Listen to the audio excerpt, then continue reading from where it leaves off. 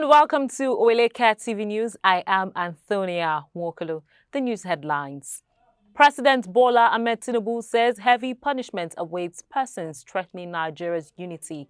In business, federal government deploys technology to detect sudden grid collapse. On the foreign scene, heavy floods in UAE, Afghanistan, Pakistan killed 135 people.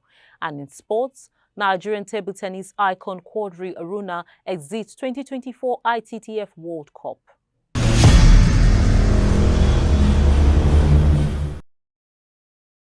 Welcome back. Now the news in details. President Bola Tinubu yesterday promised harsh consequences for persons who pit themselves against Nigeria's sovereignty and security.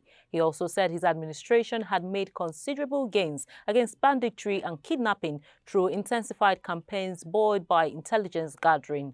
The president's special advisor on media and publicity, Aruna Illegality, revealed the details of Wednesday's talks in a statement titled "Speaking on Security."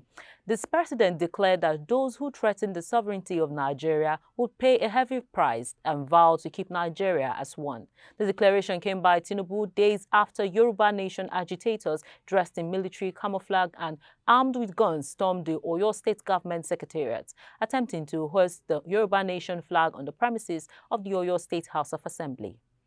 Now, ahead of the National Executive Committee meeting scheduled for today, governors elected on the platform of the People's Democratic Party have warned the party members against illegality. Today's NEC meeting is set to address whether the acting national chairman, Umar Damagum, should retain his position or be replaced. Damagum, who was the PDP national chairman, became the acting national chairman following the suspension of the party's national chairman, Iyorchia Ayu, in March last year by a court in Benue State. The PDP caucus meeting in the House of Representatives on Tuesday ended in disarray, with lawmakers sharply divided between those supporting Damagum's tenure and those opposing it.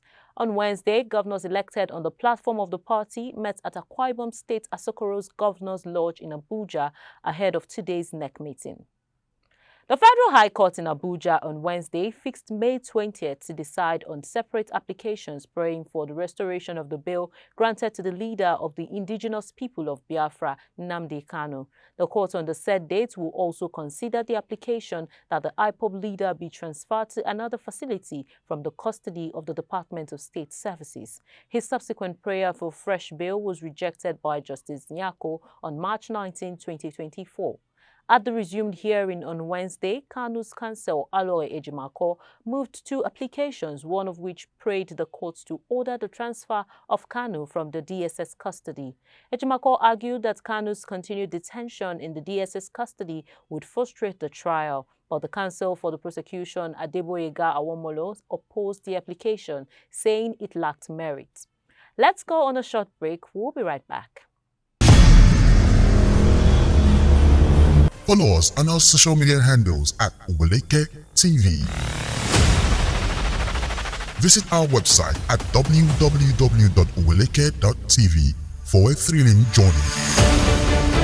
Oweleketv, rising star at the fairground.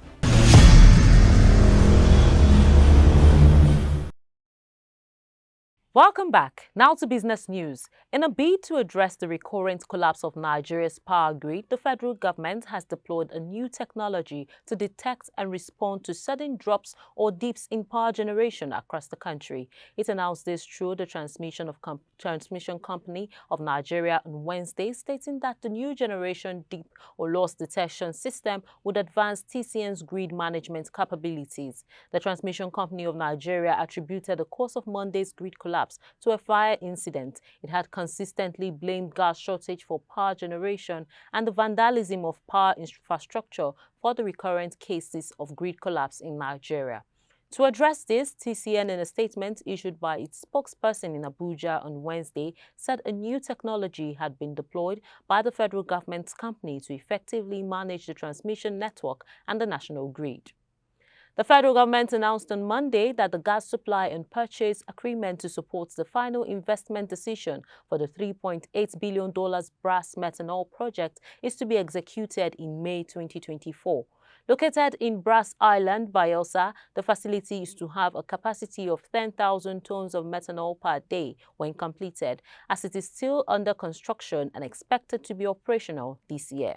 The $3.8 billion is to create up to 15,000 jobs during construction and aims to boost the Nigerian economy by reducing reliance on imports. The Minister of State Petroleum Resources, Ekperikpe Ekpo, announced the execution date for the gas supply agreement in Abuja on Wednesday after a meeting with key stakeholders of the project in his office. Now, the Nigerian Ports Authority says that has secured a $700 million loan from Citibank for the rehabilitation of the Apapa and Tinkan Island ports in Lagos. The loan was funded by the UK Export Finance and Export Credit Agency. Announcing this in a statement on Wednesday, the MPA said it had also opened discussions with another funding agency to finance the upgrading of the eastern ports, including Calabar, Warri, Onne and Rivers ports, as well as the reconstruction of Escravos breakwater.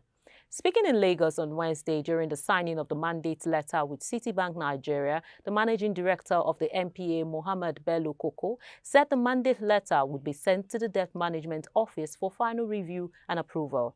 Bello Koko said the funds were ready and the reconstruction of the Lagos ports would start soonest. Up next are stories on the foreign scene after this break. Do stay with us. Follow us on our social media handles at Oweleke TV. Visit our website at www.oweleketv for a thrilling journey. Oweleketv, rising star at the fairground.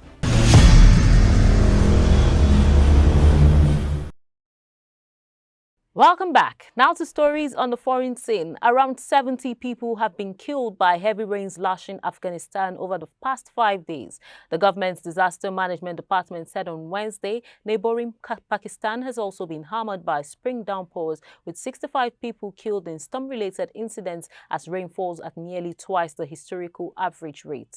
Dubai's flagship Emirates airline cancelled all check-ins on Wednesday as staff and passengers struggled to arrive and leave, with access roads flooded and some metro services suspended.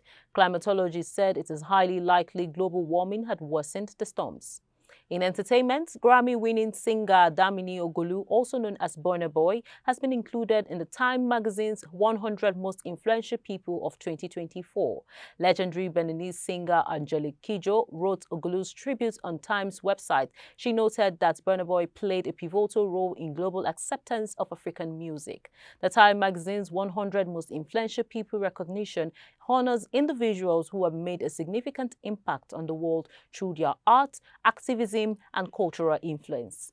And in sports, Nigerian table tennis icon Quadri Aruna was eliminated from the ongoing ITTF World Cup Macau 2024 on yesterday. The 35-year-old failed to build on his good start to the tournament, losing 3-1, 12-10, 11-9, 11-9, and 3-11 to Portugal's Marcos Freitas in the deciding match of Group 15 of the men's singles. It was his second defeat at the tournament, his first being a 4-0 drubbing by Daniel Gonzalez of Croatia on Tuesday.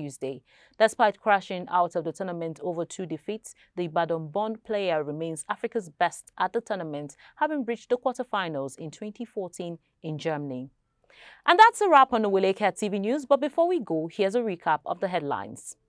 President Bola Ahmed Tinubu says heavy punishment awaits persons threatening Nigeria's unity. In business, federal government deploys technology to detect sudden grid collapse. On the foreign scene, heavy floods in UAE, Afghanistan, Pakistan killed 135 people. And in sports, Nigerian table tennis icon Quadri Aruna exits 2024 ITTF World Cup. And that's the package on our news bulletin. Kindly follow us on all our social media platforms at Oweleketv. Visit our website at www.oweleke.tv. I am Antonia Nwokolo. Many thanks for watching.